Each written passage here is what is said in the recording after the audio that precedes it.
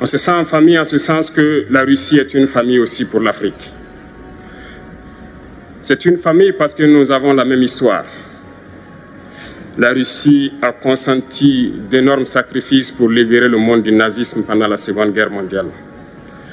Les peuples africains, nos grands-pères, ont été déportés de force aussi pour aider l'Europe à se débarrasser du nazisme. Nous partageons la même histoire en ce sens que nous sommes les peuples oubliés du monde, qu'ils soient dans les livres d'histoire, dans les documentaires ou films. On tend donc à balayer le rôle prépondérant qu'a joué la Russie et de l'Afrique dans cette lutte contre le nazisme. Pour ce qui concerne le Burkina Faso, aujourd'hui nous sommes confrontés depuis plus de 8 ans à la forme de manifestation la plus barbare, la plus violente du néocolonialisme, de l'impérialisme. L'esclavage qu'on tend encore à nous imposer. Nos dévanciers nous ont bien appris une chose. L'esclave qui n'est pas capable d'assumer sa révolte ne mérite pas que l'on s'apitoie sur son sort. Nous ne nous apitoyons pas sur nos sorts, on ne demande pas que quelqu'un s'apitoie sur notre sort. Le peuple burkinabé a décidé de lutter contre l'île terroriste en mesure de relancer son développement. Dans cette lutte, des vaillants peuples, des vaillantes populations se sont engagées à prendre les armes face au terrorisme. Ceux que nous avons affectueusement appelés les VDP, des volontaires. Nous sommes surpris de voir les impérialistes traiter ces VDP de milices et de tout type.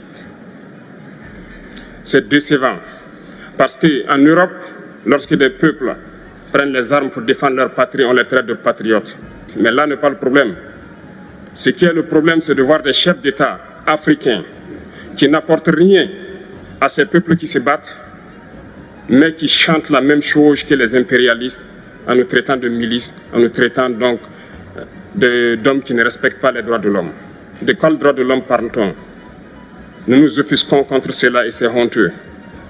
Il faut que nous, chefs d'État africains, nous arrêtons de nous comporter donc en marionnettes qui dansent à chaque fois que les impérialistes tirent sur les ficelles. Hier, le président Vladimir Poutine a annoncé donc l'envoi de céréales en Afrique. Nous sommes bien contents. Nous lui disons merci pour cela. Mais aussi, c'est un message passé à nous, chefs d'État africains, parce qu'au prochain forum, nous ne devrons pas venir ici sans avoir assuré, pour ceux qui ne connaissent pas la guerre, l'autosuffisance alimentaire de nos peuples.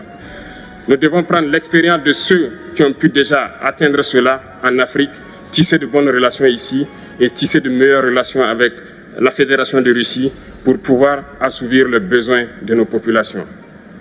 Gloire à nos peuples.